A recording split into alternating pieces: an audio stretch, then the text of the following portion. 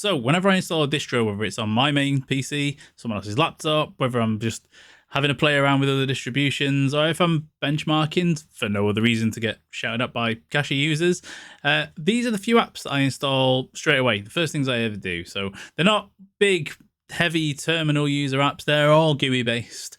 It's stuff for me that just makes Linux easier to use, easier to manage, and in some cases like takes a bit of the annoyance away. So today I'm going to go through 5 apps that I think basically every Linux user should install, and especially if you're newer to Linux or you just want your desktop to feel a bit more polished without spending loads of time editing config files. And all of these apps are available on your app store, so generally in Discover, they'll just be there on Flatpak, so you can literally just go in, click and install. Really, really simple.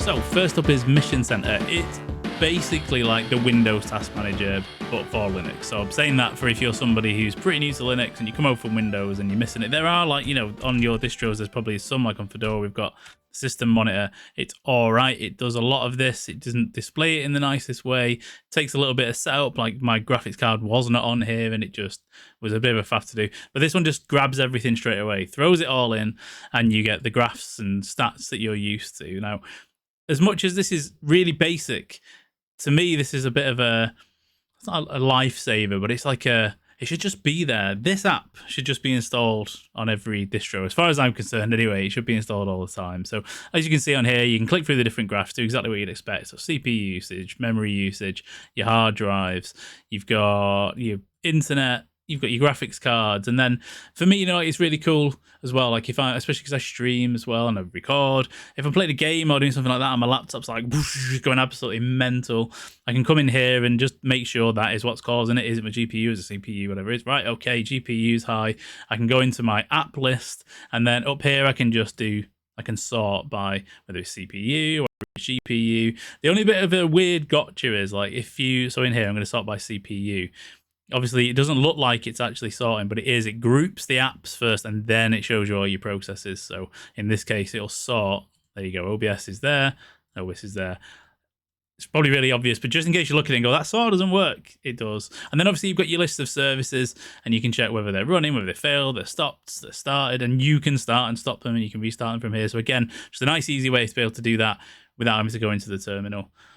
It feels a bit more modern than the other things, and like I said, I'm just surprised that it doesn't just exist on every single distro. Next up is Flatseal. So if you use Flatpaks, which I think 99%, maybe even 100% of people do now on Linux, I think, again, this is essential unless you like to talk to yourself in the console all the time. But one of the weird things about Flatpaks that took me a little while to get my head around was they're actually sandboxed, which is great for security and it's great for stability. But sometimes it just means like the apps can't see some of the folders you want them to see, or another drive, or you can't use your Steam library, or can't access your microphone, as I've found in the past. So, and it sounds like you're going to be stuck in this like horrible technical thing, and sometimes you can go on the internet and everyone's in console mode before trying to go to anything in the GUI, but Flatseal just turns all those commands that you can run into the console into just like knobs and toggles and all that kind of stuff. So just to give you an example for it, so I use Orcheslicer because I have a 3D printer.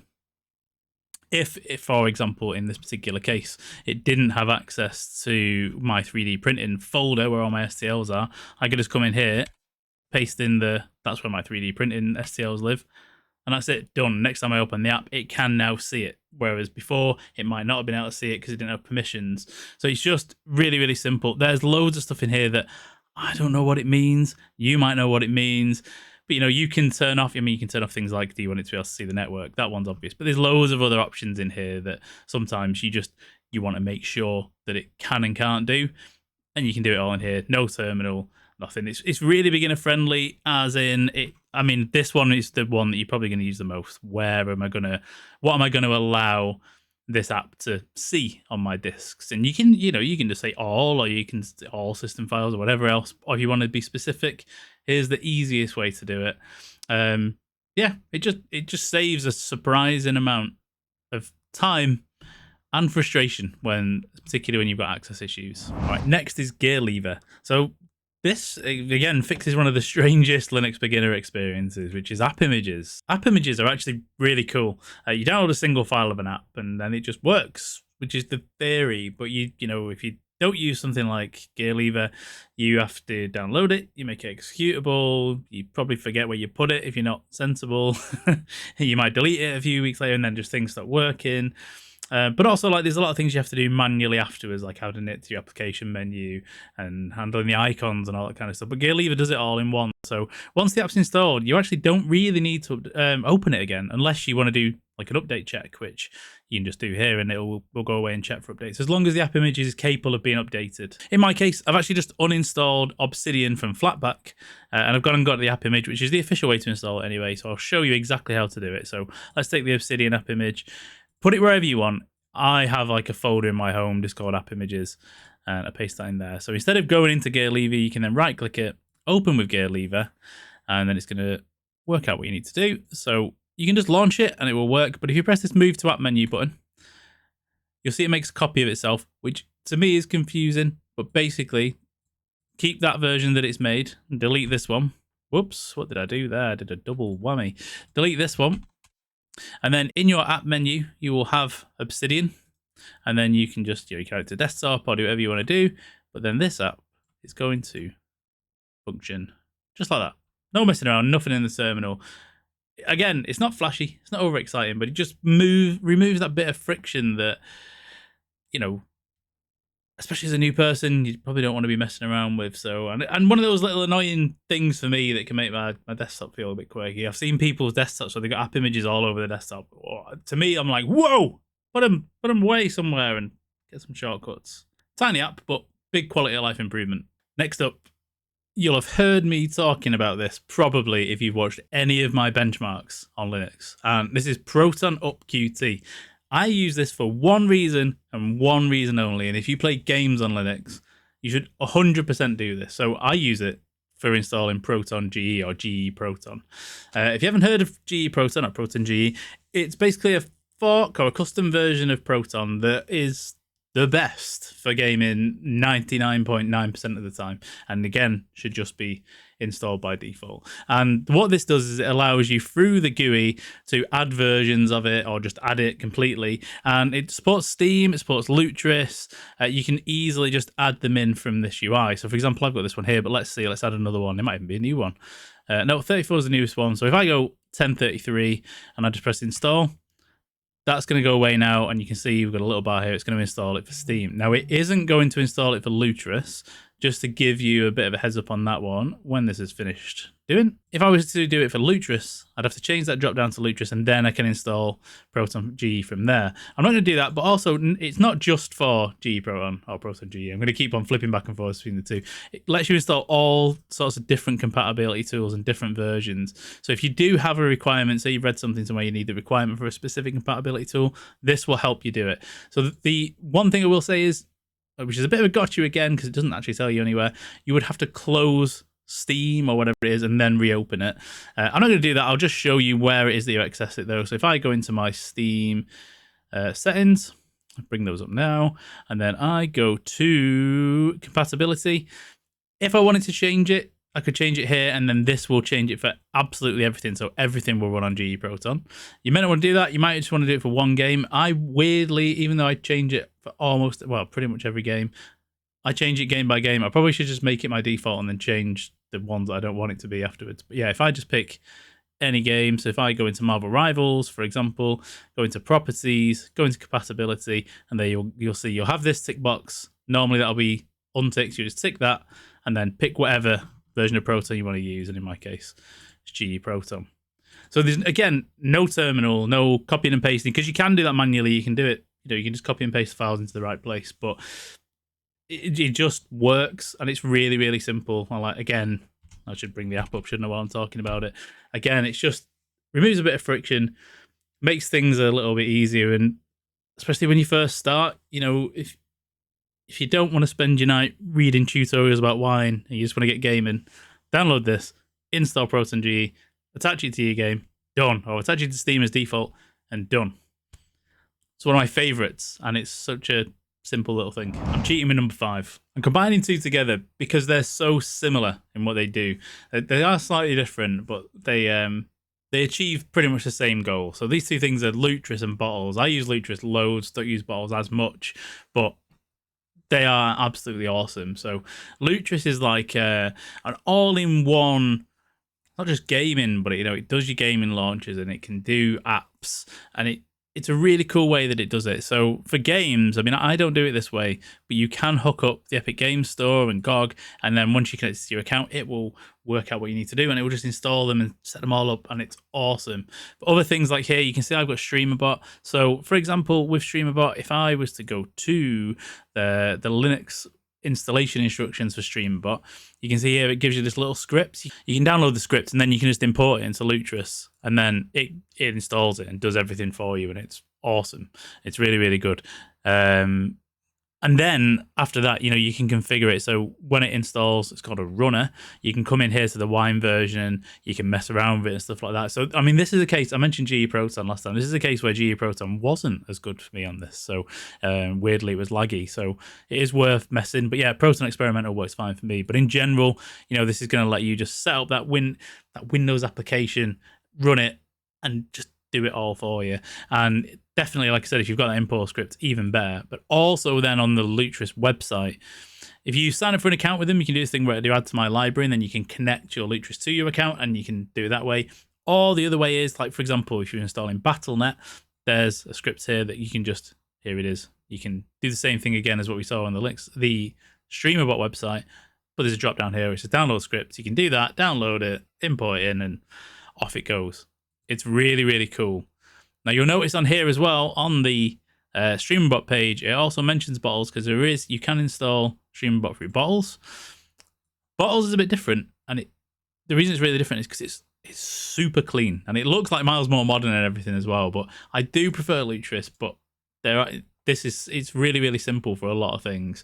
And the thing I like most about it is just how organized everything is, isn't it? It's sort of like it separates applications into individual environments. So you create a bottle. You can put as many applications in there you want, but you can just say, I want a bottle that's just for this application, or a bottle that's just for that application, and it'll spin it up and everything else. It's almost like it's containerized, so to speak. That might not be the right word before someone jumps on me in the comment, but you know what I mean? It basically makes these, it's called bottles for a reason. These are bottles of apps, and you can pick and choose. Now, the other good thing with this is, out of the box, so you've got this, it's optimized for whatever you want. So let's just go gaming, for example. Test. I'll show you one quick, because it does all the setup for you, which is absolutely awesome. It does take a little while, but one of the things it's really good at is installing all these kind of dependencies up front, so you're not having to work out afterwards, oh, do I need this, do I need that? It installs most of what you'll need from that option that you picked at the start, whether it's gaming, whether it's applications. It goes away and goes, okay, these are the things that most people use. And then once it's set up, you can just go into your bottle. One of the things that is really, really cool, so you've got this run executable, which is like you could just go and run an installer and then it would install it into here. But if you do this install programs, there's some like pre-set up, pre-curated things, and they've given them like is it platinum, is it silver, is it gold? So you know if it's going to run pretty good. Now, if you are doing StreamerBot, for example, it is on here. You can literally just go in, install this program, done. And I think that's pretty cool. It's nice to just see some preset things in here. May not be something in there for you, but if there is, it's a really quick way of doing it. And then also, if you want to get rid of your bottle, which sometimes you want to do, if you click onto your bottle, you can just go up here, delete bottle. It's gone. It's dead simple. No messing around. All done. But like I said, they both do similar things. You can probably achieve the exact same goals with each one, but give them both a try and see what you think. I use them both. Sometimes I can get things working on Lutris that I can't get working on bottles. Sometimes I can get things working on bottles that I can't get working on Lutris. That could be user error, but for me, just have them both. They're so small. Just give them a go. And I found most of the time, Bottles seems to be better for most Windows applications, and Lutris seems to be better for games. So, for example, that Guitar Hero World Tour Definitive Edition is like a custom version of Guitar Hero. Could not get it working on Bottles, no matter what I did. On Lutris, but dead easy. So, yeah. Give them a try. This is a sneaky bonus one. And the reason it's not just in the main top 5, even though it's brilliant, is it's specific to Fedora and you don't install it through the App Store. So it breaks the rules, but it does make things really simple. So you don't have to do terminal work afterwards. So just in case you don't know what it is, this is called Fedi. Now, the way you install it is you go to this page. I'll put it in the description, and you follow this. Basically, you just copy this into the terminal, paste it, follow the instructions, and it will do its thing. What it's really good for is one-click installing of some of the apps that can sometimes be a bit of a pain. What I always recommend it for when someone's on Fedora is doing things like NVIDIA drivers, which normally you'd have to go and do a bit of terminal work to do. If you install Fedora straight away, you can go and install the NVIDIA drivers, you can go and install all your codecs and stuff, all those things that quite a lot of people complain about Fedora, saying it's great, but you have to do this, you have to do that. You can do it straight through here, and it's really, really simple. So I'd probably say in this particular case, I would install this on every Fedora installation. So there you have it. These are my 5, 6, because I cheated with Lutris and bottles, 7, if you count Fedi, apps I would install on every Linux install. Fedi obviously only for Fedora. So what I like about all of these is it just makes Linux easier without removing what makes Linux good in the first place. There's less friction, there's less weirdness, no terminal copying and pasting from some random post and you don't know what you're doing, especially if you're new. It's always a scary thing when you follow in something on Reddit and someone says, just try this, and you do it and then it doesn't work. And you're like, what have I just done? It takes some of that away. Not to say that Reddit isn't good for helping. I've learned loads through Reddit. You just got to understand enough. But if you don't understand enough, or you just want to do it easy through something that's already established, these apps help you do it. So I'm really curious though, what are your must-install apps? Because I'm still learning, and I'm always going to be learning. So I'm always up for trying new stuff. Don't do like Steam. Of course, I'm going to install Steam. Anything that's a bit, not even just weird or out there. You've seen these, they're not like weird and out there, but just stuff that's just really, really useful. What do you think? So if you enjoyed the video, leave a like, subscribe, and I'll see you in the next one. Actually, I am so close to 3,000 subscribers. I think I'm 7 away. So it'd be awesome if you've been watching this video and you hit subscribe, because get me over at 3,000. That would be really, really cool. Have a good one, everyone. See you later.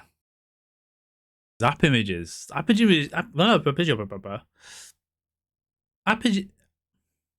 images are actually really cool. And then in your app menu, you will have Insidian.